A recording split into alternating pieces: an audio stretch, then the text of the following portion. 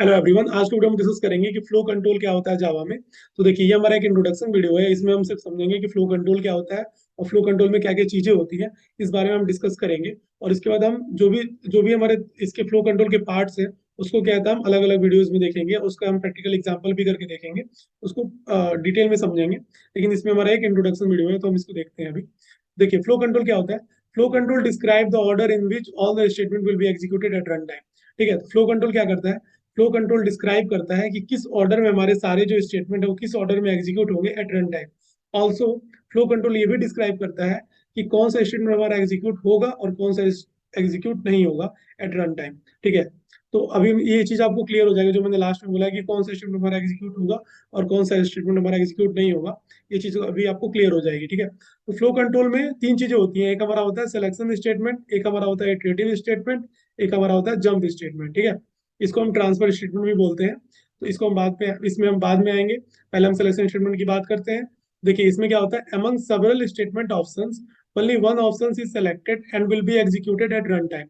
ठीक है, तो several statement options में से मींस मल्टीपल ऑप्शंस में से कोई एक ऑप्शन सेलेक्ट हो और सिर्फ वही ऑप्शन एग्जीक्यूट हो, ये हमारा होता है सिलेक्शन स्टेटमेंट। ठीक है, इसमें हमारा दो चीजें होती हैं, एक इफ एल्स होता है और एक हमारा सिलेक्शन स्विच स्टेटमेंट होता है।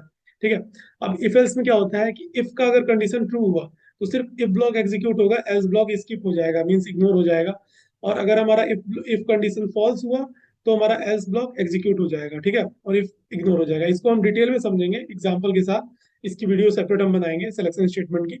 उसका स्विच अभी हम सिर्फ इंट्रोडक्शन दे रहे हैं। स्विच स्टेटमेंट क्या होता है। स्विच स्टेटमेंट में क्या होता है, जो भी हमारा केस मैच करेगा, केस की वैल्यू मैच करेगी, सिर्फ वही केस एग्जीक्यूट होगा, बाकी सारे केस हमारे इग्नोर हो जाएंगे। ठीक है, ये हमारा स्विच स्टेटमेंट हो गया। तो आप देख रहे हो कि एक स्टेटमेंट एग्जीक्यूट हो रहा है, बाकी सारे स्टेटमेंट हमारे इग्नोर हो जा रहे हैं एट रन टाइम। तो यही हमारा फ्लो कंट्रोल क्या करता है कि ये डिस्क्राइब करता है कि कौन सा स्टेटमेंट हमारा एग्जीक्यूट होगा और कौन सा स्टेटमेंट हमारा स्किप होगा एट रन टाइम। ठीक है, by the help of selection statement. ठीक है, आई होप आपको ये समझ में आया होगा। अभी इसके हम डिटेल वीडियो बनाएंगे तो आपको ज्यादा समझ में आएगा। ठीक है, इटरेटिव स्टेटमेंट क्या होता है। इटरेटिव स्टेटमेंट हमारा होता है, देखिए, execution of set of instructions repeatedly while some conditions ability to true.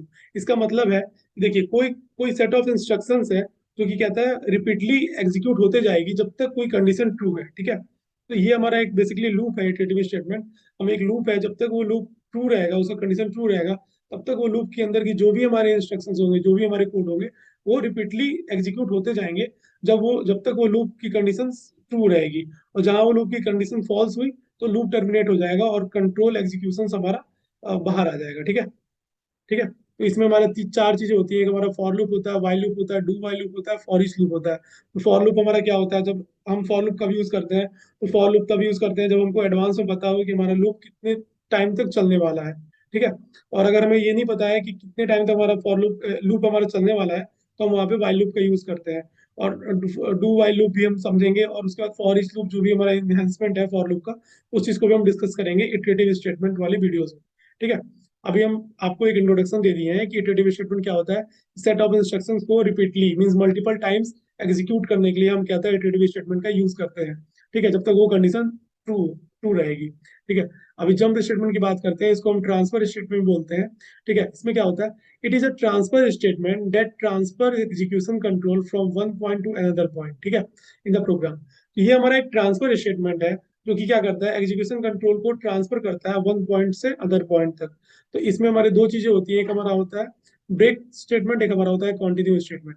देखिए, ब्रेक स्टेटमेंट क्या होता है हमारा। देखिए पहले ब्रेक स्टेटमेंट देखते हैं कहाँ पे यूज होता है। तो देखिए, हमारे लूप में यूज होता है, फॉर लूप में, वाइल लूप में, डू वाइल लूप में।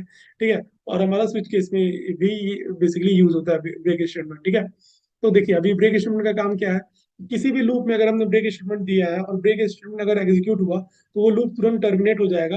और जो उसका कहता है एग्जीक्यूशन कंट्रोल है, उसको कहता है वो कंट्रोल बाहर आ जाएगा, मीन्स लूप से बाहर आ जाएगा। ठीक है, तो इसलिए हम इसको ब्रेक स्टेटमेंट को यूज करते हैं। और साथ में हमारा स्विच केस में अगर मान लीजिए कोई केस है वो एग्जीक्यूट हो रहा है और उस केस के बाद हमने ब्रेक नहीं लगाया है, तो नेक्स्ट केस भी हमारा एग्जीक्यूट होगा जब तक हमारा ब्रेक स्टेटमेंट नहीं आएगा।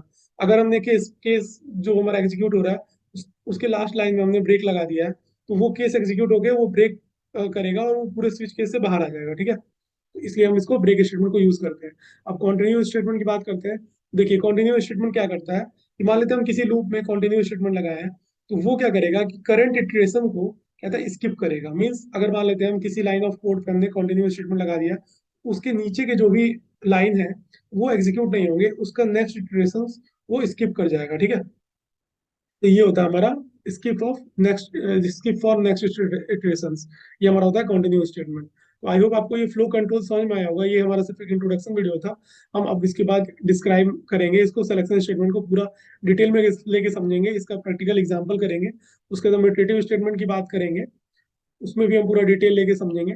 इसमें हम कुछ प्रॉब्लम्स भी करेंगे, पैटर्न प्रिंटिंग का, एरे का, ठीक है। उसके बाद हम जंप स्टेटमेंट की बात करेंगे, और इसमें हम ट्रांसफर स्टेटमेंट को हम इसी में यूज कर लेंगे, लूप में ही यूज कर लेंगे। आपको समझ में आएगा कि कैसे हम, क्या था, इसको ट्रांसफर स्टेटमेंट को हम यूज करते हैं और क्या हमारा रिक्वायरमेंट होता है, कब हमें ट्रांसफर स्टेटमेंट की जरूरत पड़ती है, ठीक है। तो आई होप आपको ये वीडियो समझ में आया होगा। अगर आपको ये वीडियो समझ में आया होगा तो प्लीज इस वीडियो को लाइक करें और मेरे चैनल को सब्सक्राइब करें।